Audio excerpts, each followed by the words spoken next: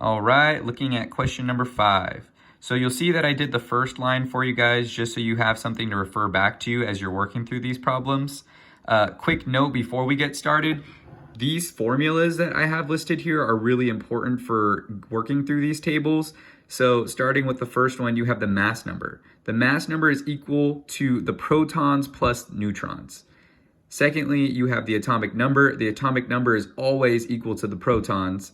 And then the protons are equal to the number of electrons if there's no charge present. So that's an important if. You have to make sure you're paying attention to the charge.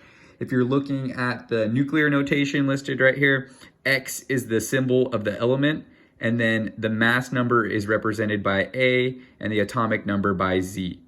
Okay, so let's come back to this problem set right here. Looking at the second line, we only have one box that gives us information, but this is plenty of information as we go through this problem. So as we just discussed, the mass number right here is represented by 16. So we can go ahead and use that. Next, we have the atomic number, which is 8. The atomic number is always equal to the number of protons, so we can put that there. And then the neutrons is the difference between the mass number and the atomic number, as we talked about up here.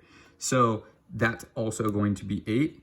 And then your electrons would typically equal your number of protons. However, in this case, we actually have a charge. So a negative charge would tell me that there are more electrons than there are protons.